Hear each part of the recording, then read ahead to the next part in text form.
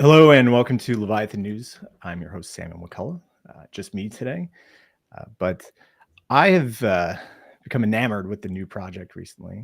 I've liked to try things. And this is one of the first new projects that I've seen that is actually kind of fun and gets me using DeFi again and solves one of my biggest problems. And that's Dtrinity. And we have Kory and David here today, who are the founders of Dtrinity. Huge Frax guys as well too, which is pretty cool. Dtrinity is currently deployed on Fraxtal and has some like crazy new dynamics that we're going to get into today. But the short of it is that they pay you to borrow, and it subsidizes rates. It makes everything amazing, and it's exportable, and it's probably coming to a lending market near you sometime in 2025. So, welcome, guys. Yeah, thank you so much for having us on the show, Sam. Yeah, glad to be here. So this is not your guys' first rodeo. We were talking a lot actually over the past couple of days, Kory and David, about how you have been in the game for a while, and your previous project was called Stably, which was one of the first stable coins. But you got involved in an arms race in a war that is just too big for you. Yeah, I'm happy to, shed some more color on that. Maybe we can start with some quick background introduction to get familiar with both of us here. So I'm Kory. I am a co-founder of Stably, and I'm also a core contributor at Dtrinity. And we have David. David, I'll let you do the quick intro. Yeah, so I'm Kory's other half, I guess you could say. So we co-founded Stably together, and then, we also are both core contributors for Dtrinity. So we've been through the trenches together for many years, so to speak. And yeah, we're happy to, bring our expertise and help revolutionize, a piece that we thought was previously very inefficient in the stablecoin space. Awesome. Thank you, David. So yeah, we, as David has mentioned, this is probably our 7th year now in the crypto space. So we're actually still running Stably. Stably has been around since 2018. It is a stablecoin infrastructure and fiat on and off ramp provider based in the United States. I'm from Seattle. David's also from Seattle, though he spent most of his time now in Vietnam with the rest of our team over there. And I guess, just a quick story, a little bit of background about Stably. We raised a small seed round of like $500,000 in April 2018 to create a stablecoin, a US dollar backed stablecoin. This was very early back in the day, right? There weren't many US dollar backed stablecoin today. So, but Tether was the only one. And then, we took until like the end of 2018 to launch a stablecoin called USDS, US dollar, Stably, right? Stably US dollar. And we actually managed to get it listed on Binance 2 months after that as the 5th one. And as you know, by that time, there were, USDC, Paxos, Gemini, Trust Token, True USD. So there were many other players that came out, and they were much bigger, much more well-funded than we did. Though, fortunately, we got the listing on Binance in February of 2019. We were the 5th stablecoin to list on Binance. And so off to the races we go, right? I think we raised another $1 million to get the project going, keep the project going, and it was very very quickly within like a few months, within 6 months of getting listed on Binance, that we noticed that something was wrong. Well, what was the total TVL of the stablecoin market at the time? Yeah, so it was about $8 million. So part of it, like the total, so I'm just trying to this is 2018. So yeah. Tether must have been only was it under $1 billion still? Yeah, if I recall, in 2018 they were probably starting to reach $1 billion around that time frame, or $100 million, or maybe they have been like a few $1 billion at that point. But yeah, super early, right? And Circle, Paxos, Gemini, all those guys were just getting started as well. And us ourselves, we got started, right? Part of the deal to get listed on Binance was we had to have liquidity deposited on Binance for our stablecoin in order for there to, for them to list us. And the requirement was about $7 million. So we actually got about $8 million from, market makers, investors, and, friends and family basically to deposit that on Binance and get it listed, right? And within about 6 months or so, something was not going well, right? We started realizing that the $8 million market cap, it kept going down. It kept, getting drained, right? So people kept coming in and redeeming it. And it wasn't until like a bit later that we found out that we were inadvertently got caught up in a stablecoin war that was going on at that time among all the big, major stablecoin issuers on Binance, right? So long story short, they had a lot of funding, they had a lot of capital, they were pushing massive amount of capital into the market in order to try to compete with each other. And one of the things that they did was they were selling, stablecoin at a discount. Like, they were selling their stablecoin at 1 penny or 2 penny discount, and they would, force the purchaser to have a lockup period, right? So you can't redeem these stablecoins that you purchased at the discount for a few months. And during that period, the only way for these market makers to realize that profit was you have to redistribute that on Binance, you got to sell it to somebody else, right? And so, but these guys are market makers, so they're pretty smart. They trying to figure out how to circumvent an edge, restriction, obviously. Yeah. And so they start setting up. I'm not going to point fingers who did it, but they started setting up shell companies, relying on third parties to circumvent these redemption restriction. And when that in addition to that, they started trading their stablecoin that they bought at a discount against ours. Versus ours on Binance, like they swapped for ours nearly at 1-to-1, and then they would off ramp off of us instead, right? They would redeem the stablecoin through us. So, when we realized that was happening, it was kind of like shit. Like, this is we cannot fight this battle because we don't have that kind of money, right? You need to have a lot of funding for that. And ultimately, that scheme, it didn't work for the big issuers, right? Ultimately, it was a lot of arbitrage took place, and their reserves started getting drained slowly as well, and so they had to eventually put an end to those programs. But for us, before they put an end to that program, we were being like heavily affected by it, just by being finance, right? And on top of that, we were spending a lot of expenses toward market makers and having the capital to provide a liquidity and all that. So it was a losing battle, basically. So we lost the war. Let's just face it, right? We lost the war, and then which we didn't really want to fight in the first place, right? And then in earlier 2020, we decided to delist off of Binance and pivot stably into providing stablecoin as a service, right? So we started building stablecoin as a service, or white labeling stablecoin infrastructure for mostly emerging blockchain networks that didn't have their own stablecoin infrastructure, like Stellars, Tezos, VeChain, Ripple, XRP Ledger. Oh well, they have their own stablecoin now too, right? So I wonder who consulted for them to do that. Anyway, so yeah, we've been doing that since 2020, 2021, and we have a fiat on and off ramp product as well, stablecoin fiat, stablecoin focused fiat on and off ramp. We processed more than $150 million in volume through that in total, and probably been putting in about $1.5 million in annual revenue out at Stably ever since then. And that's still, we're still doing that as of right now. Stably is still operational, and we're still working with new clients to launch white label stablecoin or stablecoin as a service, stablecoin infrastructure for them. But while we're doing that, earlier last year, we had opportunity from Fractal. So Sam Kasmian, from the founder of Frax, he actually reached out to us. We know each other for a long time as well, since like the early days in the stablecoin game. So he reached out and he said, we're launching Fractal. I think you guys could build something pretty cool, right? Leveraging your background, knowledge, and expertise in this space, because we've been in the trenches for a while.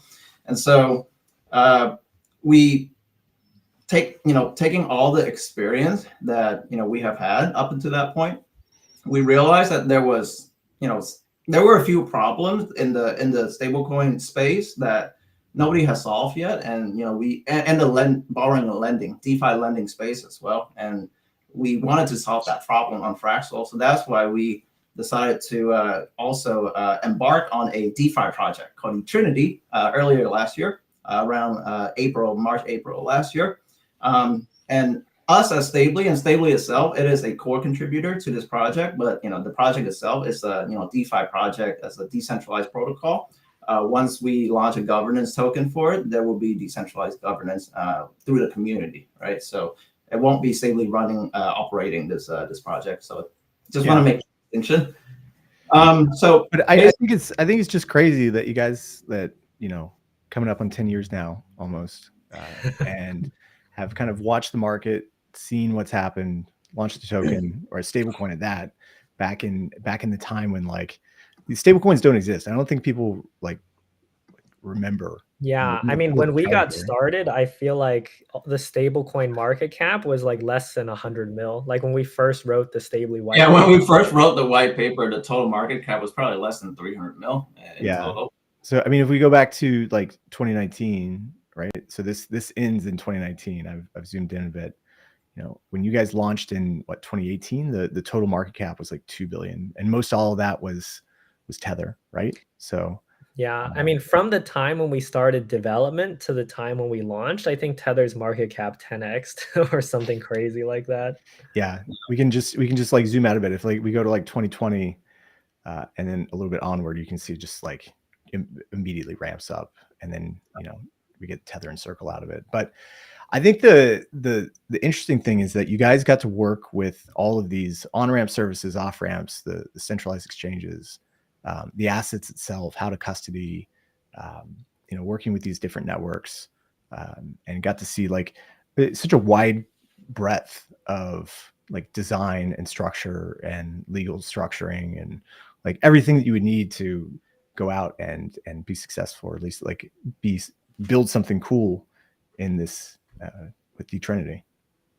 Yeah, absolutely. I mean, it's a blessing in itself that Stably is still around after like 7 to 8 years, right?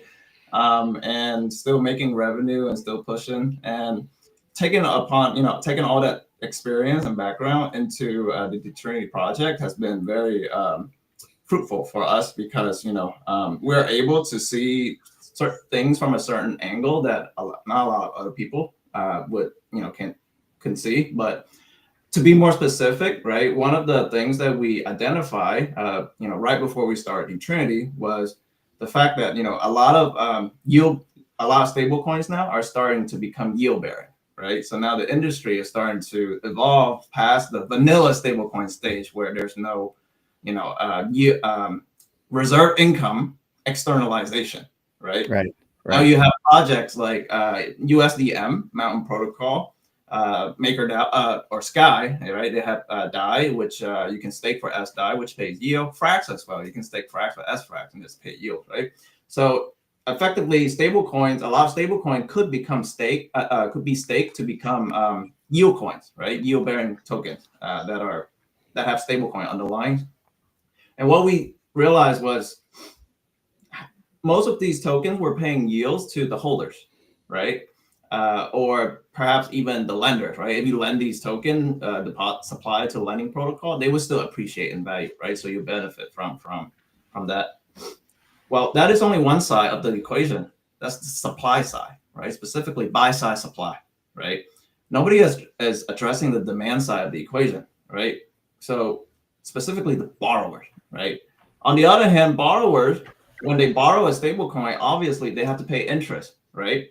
If they were to borrow a yield-bearing stablecoin, that's even worse for them, right? Not only do they have to pay interest to the lending protocol, the debt itself is growing, right? Because it's a yield coin, right? So you get double whammy by like the lending protocol interest and the yield compounding on top from the stablecoin, which is effectively becoming debt now, right? More interest that you have to pay. So it doesn't make sense for people to borrow yield-bearing stablecoin.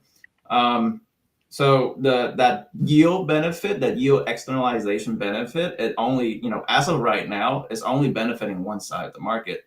So we saw that problem. It's a structural problem, basically, right? And we saw that and we realized, okay, why don't we try the other side, right? Why don't we externalize the yield out to the borrowers? Nobody has done this before, right? Effectively creating subsidized loan, right? Subsidized stablecoin loans. Now, subsidized loans is not a new thing. It exists in traditional finance, It's just not as common. The most common ones you probably heard is subsidized student loans, right? Or veterans loans, or low income housing, that kind of thing, right? But nobody heard of subsidized credit card, interest. Oh, okay. When you open a credit card, you get the intro zero interest. You get points, right? You get points. Okay, that might be subsidy. You can consider that a subsidy in a way, effectively. But the $5 in points that you get versus the 25% interest that you're paying is like, it just doesn't right. It's a little bit, right? Whatever. But there's a Trinity, right? So like we love trilemmas or trinities or trinities in crypto. We have the stablecoin trilemma. There's like the blockchain trilemma, like all of these things. But Dtrinity is kind of fusing all those things together. So like you talked about those individual parts. Like one part is the lending facility where you can borrow against assets and create credit. Another part is the liquidity venue. So having stable swap to be able to swap in and out of that debt. And then the third, which is I think what you guys have figured out here and kind of put all the pieces together in this puzzle, is to incorporate the yield that would normally either go to like some token holders or somebody else, and then use that to then pay back or subsidize the borrower's loans, right? So like normally, so like the way that I understand it, right, is that you have like DUSD, which is your guys' stable coin, right? It's just a credit instrument, right? Like you bring an asset, in this case it's Frax, right? It could be other stable coins as well too, and you deposit it into the protocol, and then you get DUSD back.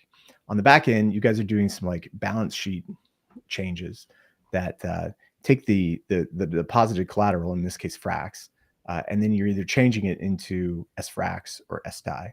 Now you have a yield-bearing instrument, which is giving revenue into the protocol on top of what the treasury collateral is.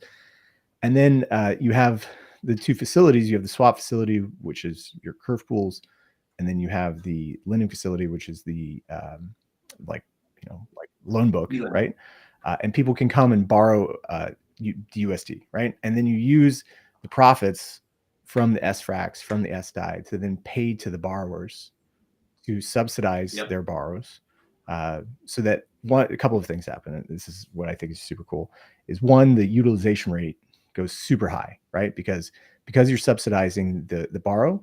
Like you could have like a 25% borrow, which is what I think it is right now, right? that you're paying, but you're getting paid an equal amount of subsidies back, and that means for that the suppliers in this case are going to have really high rates if they come and like either buy or mint DUSD and then deposit it into the pool so that other people can borrow.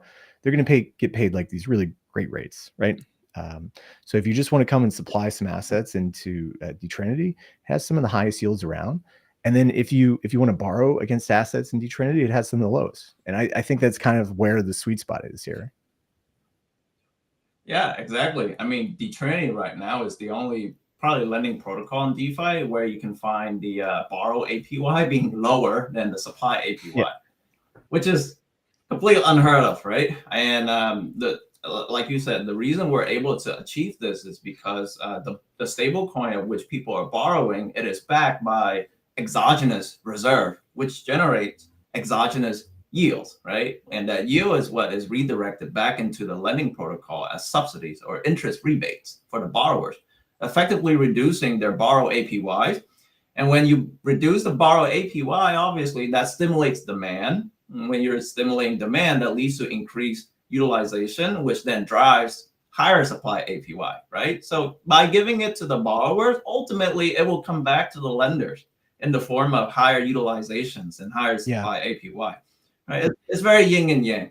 And so maybe David can... I just want to say one thing here is that like the thing which I think that you guys unlocked is that, people have incentivized demand on the borrower side before, but typically it's done through their own token, right? They'll use, it's a volatile governance token, which has a really, could be hard to price in the beginning, very volatile. It's hard to say specifically, like, if I hold this, I don't know what I'm getting. If if I don't sell now, like what am I going to get back in the future? But with you guys, you're just giving back more of the stable coin that you're borrowing in. So it offsets it one to one, and you don't have any sort of like volatility issues that you run into, right? Yeah, I mean, the real beauty, I think, of our system is that without any sort of, governance token or, extra token incentives, the system itself is already attractive, right? Like we could theoretically launch this product without a token at all, and it would still be a product that users demand, right? Yeah, you still have higher supply APY and lower borrow APY versus other protocols. Just because other places they don't subsidize like this, right? They don't have their own stable coin which is backed by exogenous reserve. If you look at a lending protocol like Aave, right? You look at GHO. GHO is backed by what? It's backed by collateral which is deposited on Aave, right? And then people are borrowing against that, borrowing GHO against that. So that collateral itself, the yield that is generating, right, is from the borrowers paying the interest into it, right? That is endogenous income sources. And that income sources, then, it will go back into the Aave protocol, right? And then Aave can decide what to do with it. Whereas in our model, when you supply DUSD into our lending protocol, and user are paying the interest to borrow, that interest goes to the lenders, and then separately there is exogenous reserve. It's generating exogenous yield that rebates the borrowers. And the reason we decided to choose subsidizing borrowers versus subsidizing the lenders, I mean, ultimately it achieves the same thing, right? Whether you subsidize the lenders or the borrowers, it will reduce the overall equilibrium interest rate on our protocol for the borrowers, right? And what I mean by that is, so if you give the subsidies to the borrowers, okay, obviously that's directly making the borrow APY lower, right? Now, if you give the subsidy to the lenders, now they get a lot of yield. What are they going to do? They're going to bring in a lot of supply, which is going to lower the utilization, right? That also makes the interest rate lower. But maybe David can explain the key difference between subsidizing lenders and borrowers and why we decided to go with borrowers. I would say there's actually two reasons. So the first reason, and I think the more obvious reason, is that borrowers tend to drive the demand, right? So even if there's a bunch of lenders, for example, like some borrowers might come in, but they might not, hit the market equilibrium, and then, lenders would be earning very little like lending yield. Like most of their yield would come from the reserve of the stable coin. So we thought the flywheel would probably be much slower.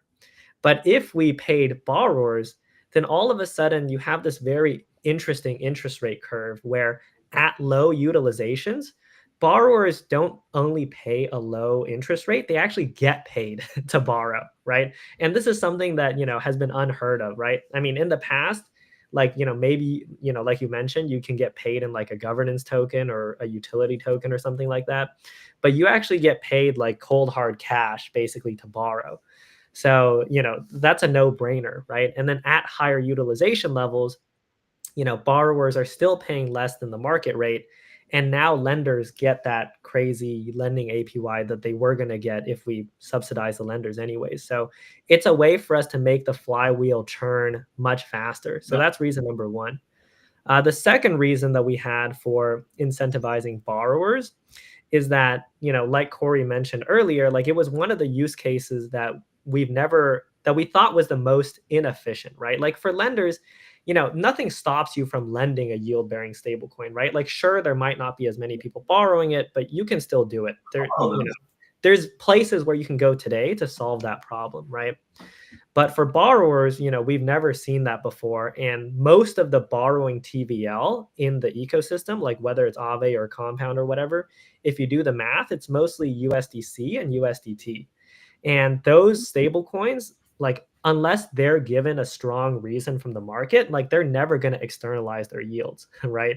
Like Circle, for example, I think they only externalize their yields to Coinbase, Coinbase wallet now as well. And like Tether, maybe a select few market makers, Justin Tron, or, like Tron, with Justin Sun and stuff, like, very, I was trying to mix, you know, the protocol and but you know, there's a, like, your normal everyday person isn't going to benefit from borrowing USDC or USDT. And we knew that wasn't going to change unless we made a difference, right? So that's why we decided to go with borrowers. But I will add that borrowing stablecoin is, you know, even though we think it's the lowest hanging fruit, like it's the most obvious use case, there are some other use cases out there as well where, you know, you want to have a US dollar pegged asset, but you also don't want to lose the opportunity cost of, you know, some yield, for example, right? So one use case that comes to mind is like prediction markets, for example, right? Like you don't want the value of, you know, your bet to go up or down over time, but you also don't want to just basically be sitting on inflationary cash during like the 2-year period of your you have to bifurcate the reserve, yeah, but the principal from the yield, right? And then where you redirect that yield, whether it's to the borrowers or the holders / lenders, you know, that could be done more efficiently, right? Well, right now, most yield coin projects, they embed that yield together and you know, inside a token. So like, you know, SDAI or SFRAX or SUSDE, they slowly go up over time, right? Which is, you know, that's fine, but you know, for borrowers, that's terrible, right? That doesn't work out for them. And so, you know, that's what we're solving, right? We're taking existing yield coins, right, wrapping it into a new stable coin that's non-yield bearing, and then we bifurcate that yield and take that yield and redirect it to the borrowers. That's it. So I just want to take a break here to talk about our sponsor, which is FX Protocol. You can find the, I was over here, but you can find the QR code in the top left here. So we love FX Protocol. Very cool. Awesome protocol. They allow for leveraged, non-liquidatable leveraged with FX Protocol 2.0. You can come and just buy and forget that you own ETH at 2x or 3x leverage. They even go up to 10x, right? And it gets rebalanced and using their invariant system. And it's pretty cool. So come check it out. We've been longtime supporters of FX, and we're very happy to have them as our sponsor. So I'm actually a big fan of FX Protocol as well, by the way. Yeah, the Aladdin DAO guys, they're all big brains. So yeah. You know what I love about Dtrinity is that, like, coming from like Fraxland, right, is that you guys have incorporated so much of what like Sam and the guys have built and kind of design for mechanism design over the past couple of years, right? So you're using the AMOs. You've got this new thing called like an SMO. You're doing like balance sheet operations. You're like maximizing the yield to go back to the borrowers, right? That you're like taking collateral and then putting into a yield bearing asset and then using that to benefit the protocol. It kind of combines everything that we learn from the best. Yeah, exactly. Yeah, of course. I mean, the name Dtrinity itself is what? DeFi Trinity, right? And who came up with the DeFi Trinity meme? It's Sam. So, you know, we actually, you know, not like you said, not just from our own experience, you know, running stably and being in the stablecoin game, but like, you know, observing Frax and Sam doing all this cool stuff, you know, all this time as well. Like I always told David, like, you know, we got to work together with Sam at some point, right? When we were just doing fiat on and off ramp, we were like, hey, let's get, you know, fiat on and off ramp for Frax and things like that. But now, you know, we're actually working directly with the Fraxlo ecosystem, you know, in the DeFi space. So it's amazing, right? So we can't ask for any better supporter than that. Yeah. And just like check out some of the other advisors as well too. You've got Rune on there, which, I mean, did you like, he now owns USDS. Oh, yeah. Yes. Yeah, well, you know, maybe something, maybe him and I could talk about that one day, right? But yeah. Well, so, I'm saying like you guys had USDS, now they do with Sky. So, but Rune's great, and also C2 and Winthrop as well too. Like, just a great source of people around you guys. You know, it's pretty cool. Yeah, we've been fortunate. You know, I mean, not many people survived the stablecoin wars, right? Well, that's Well, that. yeah, we didn't lose the war, I guess. We're still lost the battle. But the war Yeah, we've still lost many battles, but we're not out yet. Yeah. going. Well, that's why I called this episode like DeFi's next billion-dollar protocol, right? Or project. Is that like what because of your time in the trenches in the previous stablecoin wars that you had, going up on Binance against the other stablecoins at the time and dealing Before with DeFi. This was before DeFi. Yeah. Before all the NFTs, ICOs. Before DEXs and permissionless liquidity pools. You got to work with the market maker. You got to get a deal with the exchange. Like get the it's crazy. Yeah, like when we first were thinking about our stablecoin idea, like Uniswap wasn't even a thing yet, right? Like I feel like most people in the space can't even imagine that these days. Bro, it was like IDEX. Remember IDEX? Yeah, I remember IDEX. I misclicked one time and didn't know that there was like an extra decimal point and a zero. And lost I think I lost like 10 ETH at the time. I was really I mean, ETH was like $100, right? It was like $1,000, but it was one of those things in like IDEX, you couldn't take back the trades and people were always like putting in like really nasty like bids and offers in there. It was horrible. Yeah. But I wanted to come back to the experience you guys had. I think it's telling because what you guys have designed is not competitive with the big lending protocols, right? You're not trying to be Aave, you're not trying to be Morpho or any of these other big ones, right? Like, not at all. You can think of the lending our lending protocol is a fork of Aave, right? And we do want to become like a Aave friendly fork eventually, right? We don't want to make enemies with anyone. We fought a stablecoin war before. We don't want to fight wars anymore, right? We want to make love, make peace, and work with everybody, right? So we, first of all, other lending protocol, we would love to partner with them, whether it's, bringing DUSD into their protocol and opening up subsidized lending and borrowing markets for them eventually, or things like since we fork Aave, we very open to become a Aave friendly fork as well, right? And then for other stable coins that are yield bearing, we're not competing with them. We're not paying yield out to the holders, so we're not like them, right? In fact, because we pay interest rebates to the borrower, it makes our DUSD a cheaper medium of leverage for users to acquire their stable coins or their yield coin, right? So by not paying out yield to the same categories of user, we're not competing with them anymore. We're actually becoming a complementary product now, right? With these other players, and by working together with them, we can actually grow demand for both sides, right? So no more wars, right? I wanna work with everybody. War's terrible, man. There's too much war going on in the world right now, bro. We gotta make yields, not wars. Yeah, it's not wars. Well, I personally like Dtrinity because I've been looking for a solution to a really specific problem, or not even problem, but just like outcome that I want to have. I would like to be able to take like all the money that I make, like my paychecks, whatever, deposit it into a DeFi protocol, which is earning yield, and then borrow against it at a reasonable rate, to then at a pretty high LTV as well too, like 80 to 90%, and then go and use that in my day-to-day life or do whatever I need to. And that way I can enjoy the benefits of, some sort of rate arbitrage between earning, say like with SUSD, which you guys have, or SFRAX on Dtrinity right now, earning 10, 11%. And then being able to borrow at less than that, right? Even a 2% spread would be amazing, right? Because at size, it really starts to work. And not dealing with any people out there taking out mortgages, and like my wife was looking at mortgages offering from these banks, and just 1 or 2%, half a percent difference is enough to make to switch a decision, right? So rebate makes a big difference, yeah.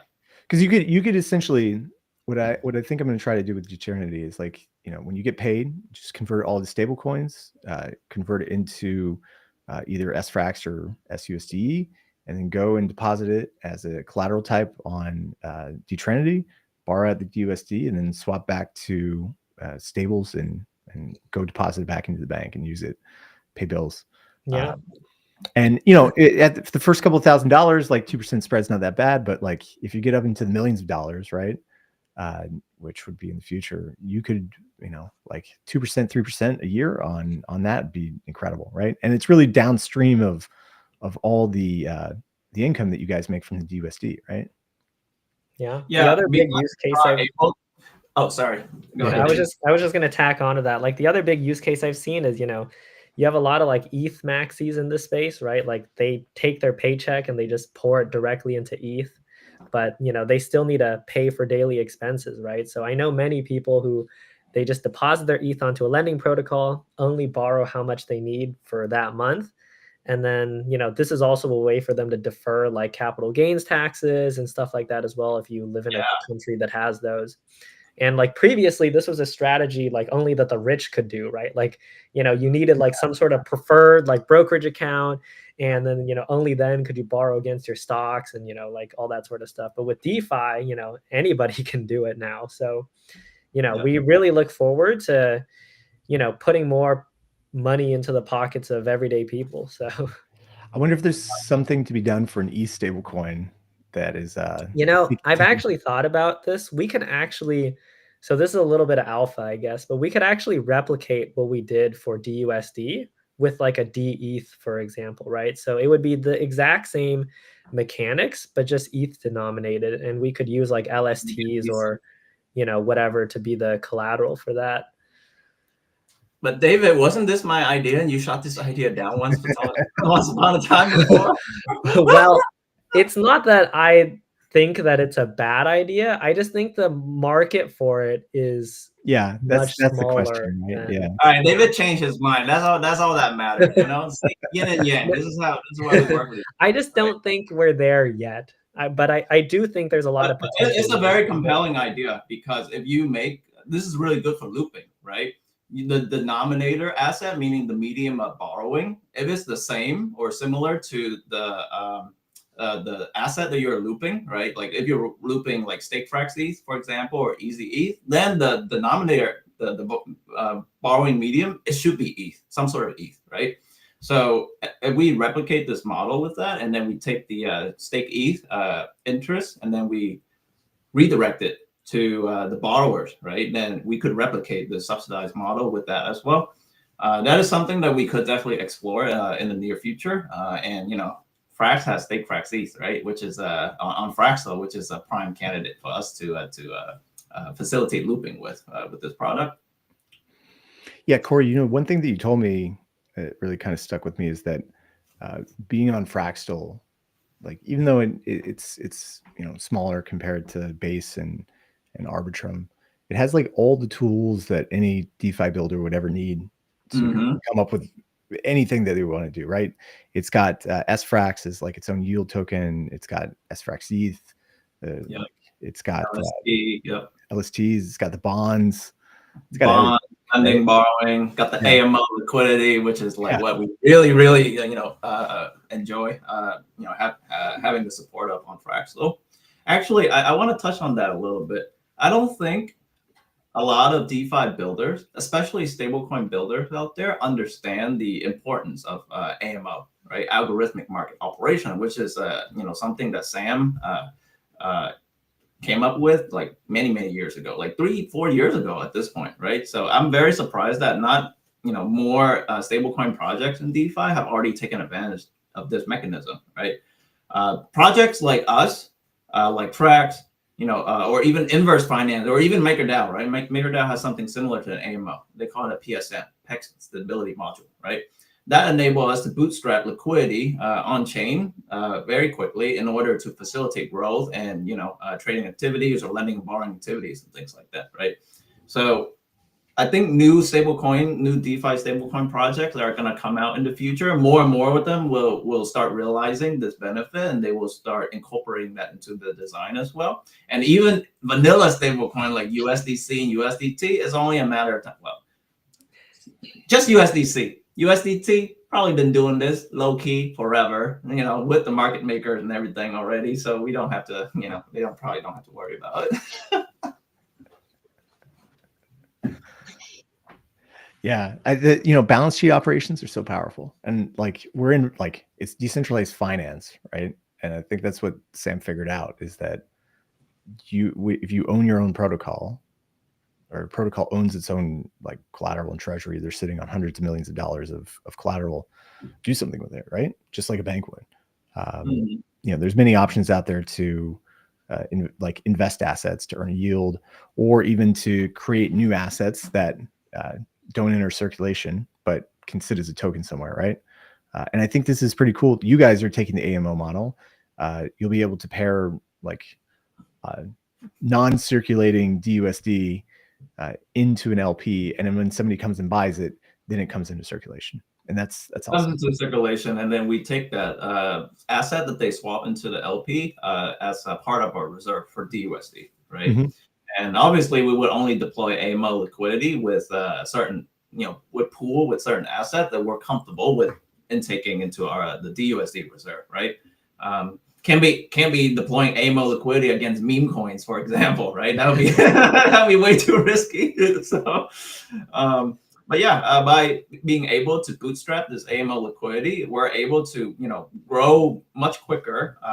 As long as there is the other side liquidity coming in, then we can bootstrap that AMO liquidity in order to support it.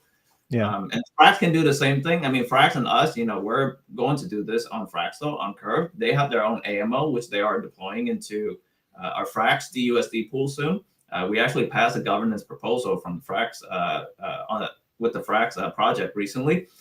They're going to deploy $2 million AMO liquidity into that pool. And then once there's more demand, we have our own AMO liquidity that we can deploy into that pool as well, right? And with plenty, ample liquidity into that pool, now borrowers of DUSD can go in there and swap, gain leverage, loop, or do whatever they want.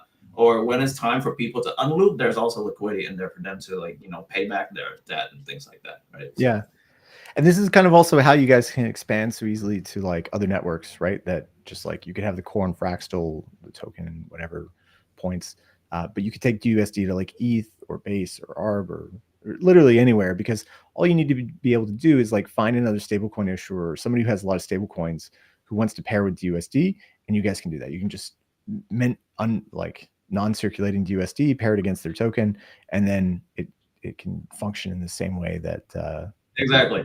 Yeah, just like Frax, AMO, or the Fed module from Inverse Finance for their DOLA stablecoin. And yeah, as we continue to grow and scale up the project, we're looking to integrate with more exchanges other than just Curve, right? To deploy AMO pools, liquidity pools on like Velo or Balancer and things like that. Yeah. So right now you can earn points, and I think DCA Man had a question about like points. What are they good for? Okay, sure. Yeah, I can elaborate on that. So right now we are emitting 1 million points per day to DUSD lenders on our protocol and liquidity providers on Curve, and soon in the future other dexes like Velodrome Balancer as well. So these points, it gets allocated based on how much TVL contribution that you bring in versus everybody else in the ecosystem, right? So the points are distributed pro rata, and once the project grow a little bit, sometime later this year, we're going to have a token generation event for the governance token of Dtrinity, which is what the points will be claimable for, right? You will be able to swap the points out to claim the governance token based on how much points you have, right? And the governance token, as the name imply, right, it allows you to participate in governance activities within the protocol, such as, think of Dtrinity kind of like an on-chain replication of the Fed, right? So there's a lot of things that the governance can have control over, such as managing the reserve, right? Setting the subsidy rate, deciding where the subsidy should go. Should it go to Abe? Should it go to Morpho? Should it go to things like that, right? So there will be once we grow a little bit more, I believe that this governance token will build a lot of DeFi political power, essentially, right? Because effectively, whoever holds this can decide how much subsidies will get paid and which platform the subsidy go to, right? As I've said, we're not just doing this just for our own protocol. We want to bring the USD to other protocol, right, and expand as much as possible. So whoever controls the governance token supply from Dtrinity will be able to make those decisions. or participate in voting in the decision-making process. Yeah, and I'll just add to that, like, you know, similar to like CRV, for example, like we think there's going to be huge like bribe markets and, you know, reasons for people to basically buy votes from the Dtrinity community. So, you know, we hope to grow as big as we can so that we can have an outsized impact on borrowing everywhere. That's awesome. That's awesome. Well, if for everybody that's listening or watching, go and check out Dtrinity. You can go to dtrinity.org and go check it out. It's pretty awesome. Like I've been looking for this type of like borrowing machine and mechanism design for a while, and it didn't really hit me until I tried it. I've looked at a bunch of other options in the space, and none of them. Some of them were good, but none of them really fit the bill. I think the other interesting one, and we talked about this as well too, Kory, was resupply, which is coming from the convex and urine guys. Also think, you know, they have specific inbuilt rate arbitrage as well too, where they take like half the fees. But I think this is just a different model, which gets different results, but kind of is working towards achieving that same goal. So very cool in what you guys built. Yeah, I mean, the convex founder is our advisor as well. So, you know, you know, when resupply launches, we would love to, you know, collaborate with them as well. We can facilitate looping markets for resupply and borrowing DUSD against it, and, you know, having it be subsidized. And we can also consider intaking, you know, the resupply USD, the yield bearing component version of it as a component of our reserve eventually as well, and even deploying AMO liquidity to support it, right? So that'd be awesome. Yeah. I mean, if they have an AMO mechanism as well, then, you know, then even better, right? Then a lot of magic could happen. Well, very cool. Well, I want to thank you guys for coming on. It's been great to talk about Dtrinity, and really excited to have found this. I mean, you guys were in my DMs like a while ago, and I just had been busy, and finally got around to trying out the protocol. And I've been telling David that it won't hit people until we launch it, and then people, because it's very unintuitive, like getting paid to borrow. How's that gonna work? Yeah. That can't be sustainable. This is a scam. It can't be real, you know. But until you see it, then you'll be like, oh, okay, this is how it works. It's pretty cool. So, you know, like there's a couple of options right now. You can go and borrow with it, or you can go and supply and earn some points, or you can add liquidity with USD and earn some points. But go check it out. Super easy. It's on Fractal. Fractal's got some good bridges. We'll have links in the show notes. And Kory, David, thanks for being here today. Yeah, thank you so much. It's been a pleasure. Awesome. Thanks, guys.